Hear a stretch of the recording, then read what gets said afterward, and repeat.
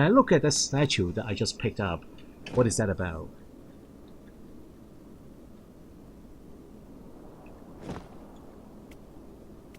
Wait, I can open it up? This travesty must weigh a ton. There's a hot spot right in the middle. There's a hole. Can I put something into the hole? This travesty must weigh a ton. There's a hole in the middle.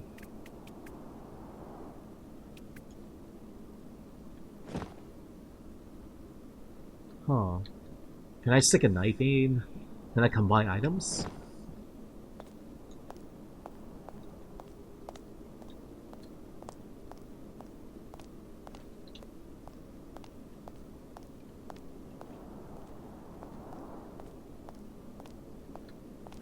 The secret passage.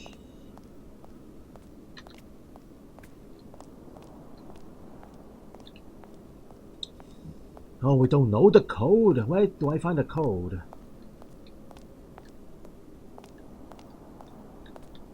We are in trouble, guys.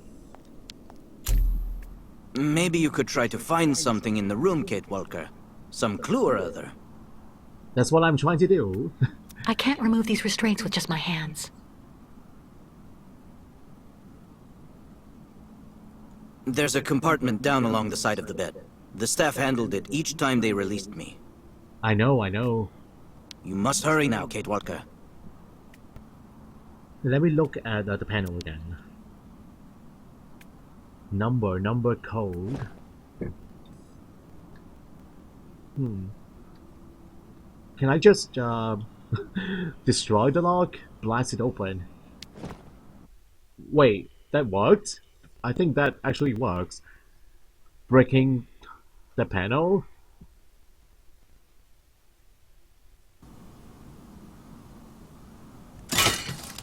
Wow! That worked wonders!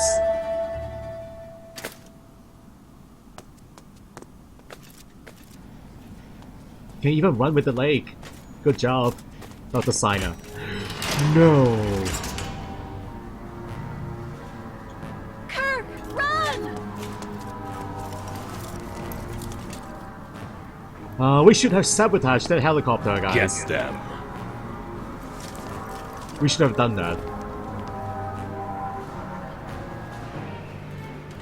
Alright, cable car! Come on, Kirk.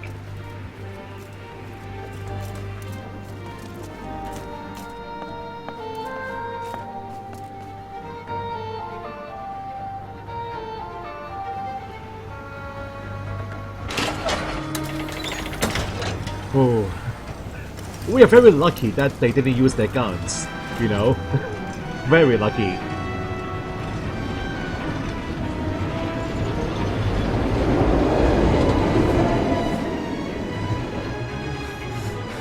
Thank you for coming back for me, Kate Walker.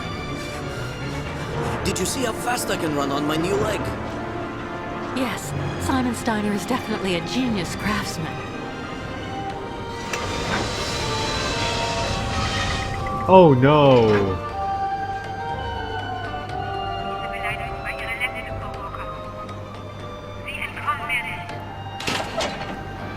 We're going back up! Oh no, no! How do we reverse the control?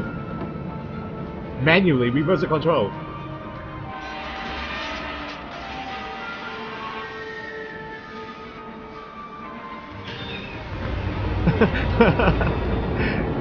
It's like playing Tiger Wall. Oh, this is bad. Oh my god.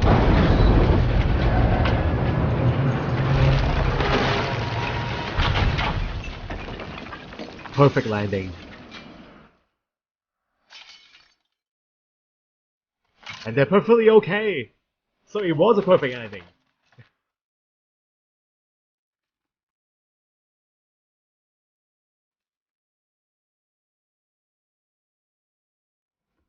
Kate!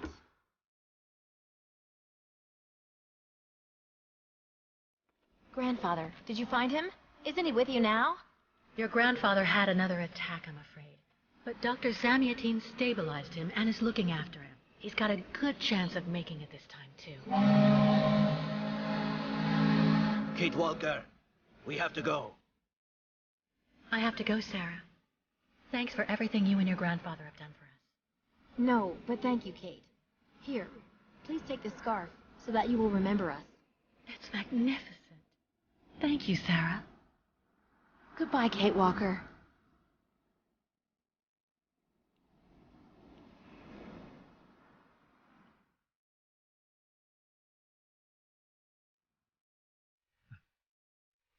That ugly face. Oh. You have underestimated that woman, Dr. Olga Efimova. Doubtless. Yeah, goodbye, evil people. Until we meet again. And goodbye, Sarah. Thank you for all your help. But the game isn't over yet, Colonel. Indeed. And we are going to change the rules as well.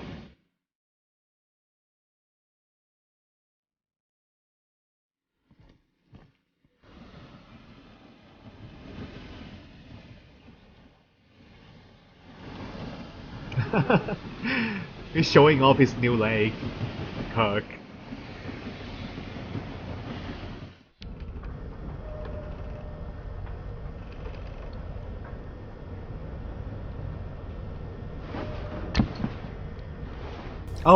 Oh, please no.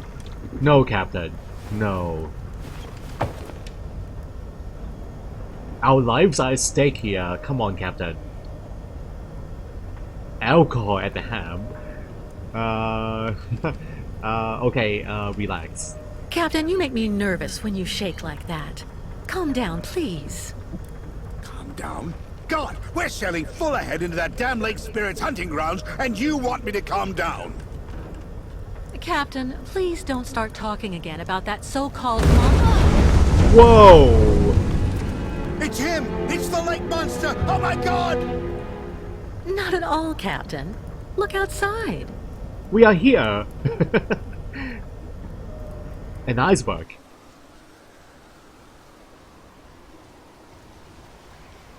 We have arrived? Just what we needed. We can't go around? That will take us off the route for Nahodotsk. We'd end up losing far too much time. We'd be better off trying to use the crystal's breakers to get through the ice instead. Go on down into the machine room and try to start them up. Okay. The breakers? What are they?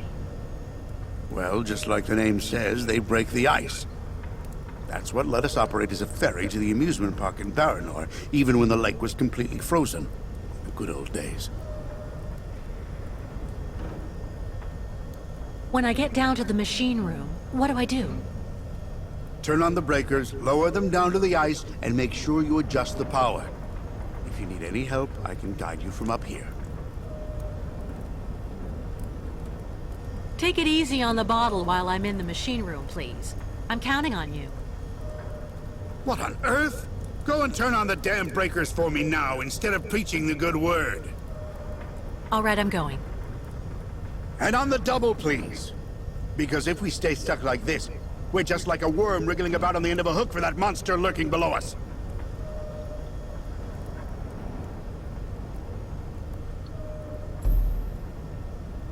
Activate the icebreakers in the machine room.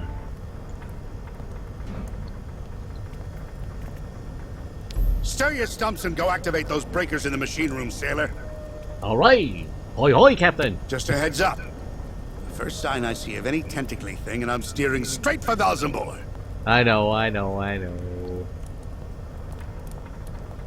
Alright, suppose we are heading back down to the engine room.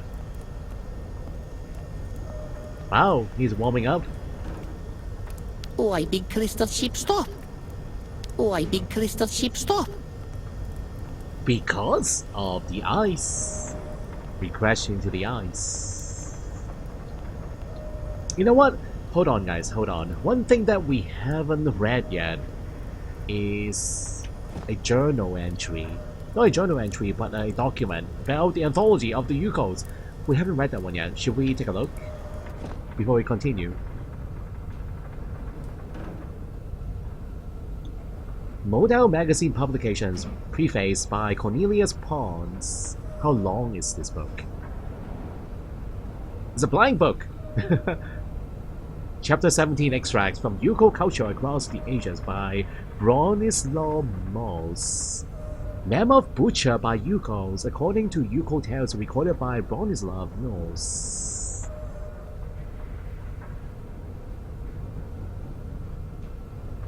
Yuko is a name that systematically makes my unusually torpid students goggle. Never before had they caught the wind of the existence of this fascinating people. A people strong, fiercely independent and kind. So why does the gentle fragrance of mystery float around this 1,000-year-old culture, and how to pierce the veil? The work you hold in your hands is the ultimate reference on the subject.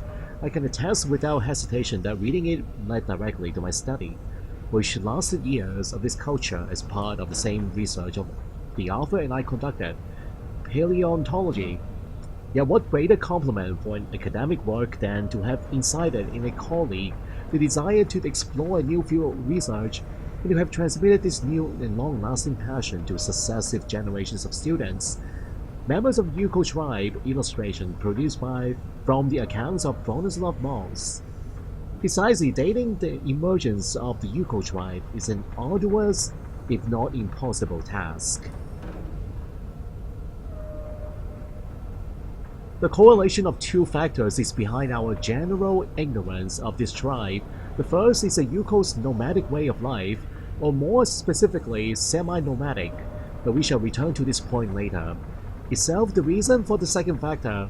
The routes taken by the tribe are mainly located in unknown and mostly wild territory, still very much at the outskirts of the Great in terms of size, and dominant civilizations that have left their mark on Eurasian history.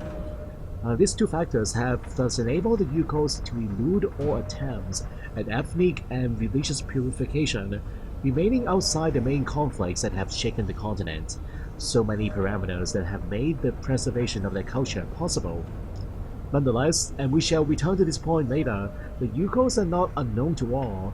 Their migration brings them into regular contact with the indigenous people, but if the latter tolerate their passage, they have never socially accepted their interbreeding with the tribe, thus preventing any form of cultural dilution.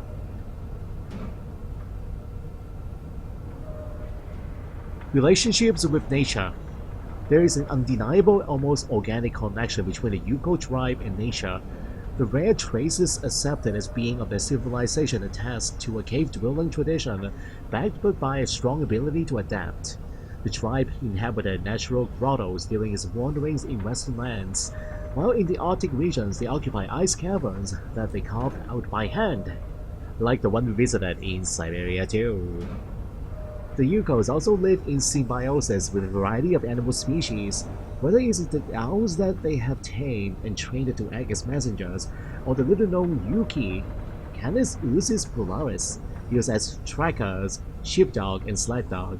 The tribe has become expert in domestication. The Yuko's survival is directly correlated to that of certain animal species. There is considerable evidence of the tribe having been in close proximity to mammoths in prehistoric times, with the animals serving as beasts of burden, a means of transport, and sources of meat and wool. Their gigantic bones were also used as building materials or to make furniture. The Yuko believe that the mammoths are not, in fact, extinct, but indeed still exist on a large island in the northern reaches of the continent. If the author of these lines should prefer not to indulge in the formulation of an opinion in direct contradiction to scientific consensus, he is nonetheless forced to admit that he has seen, with his own eyes, example of Yuko craftsmanship made from the bones of pachyderms in an astounding state of conservation. The fact remains that the Yukos have shifted their dependence from the mammoths to the great snow ostriches, Struthio nivis, a population of migratory Arctic birds known for their stubborn and nervous nature. These ostriches have the particularity of setting out every 20 years or so on a great migration covering a vast territory. The purpose of the migration is to bring the herd to the lands where they reproduce. Lush steppes located in the heart of what is now Yakistan. And this is the premise of the game. Accompany the Yukos to and the ostriches to this territory, this reproduction territory.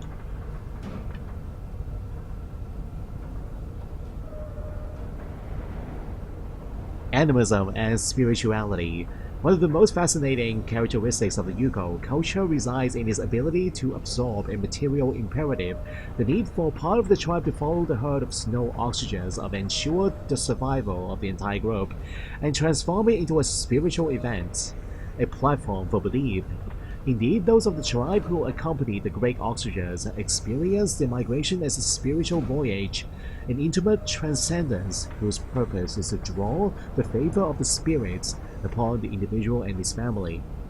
The route of the migration is thus scattered with sacred stages, rites, and spiritual codes that the caravan's shamans ensure are scrupulously respected. They are both soothsayers. They interpret the signals left by the spirits and advisors to the leader of the migration.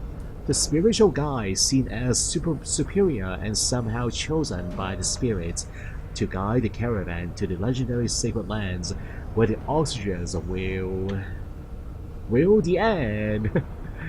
Wow. A cliffhanger reading. Alright. Now, let's get going. Heading to the basement, the boiler room.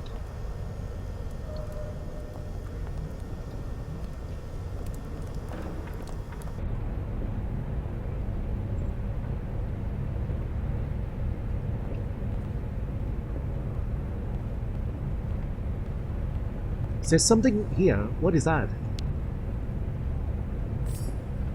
Matchbox. Handmade matches. Wow. What is that doing here? Someone left it here. On purpose, for me to find.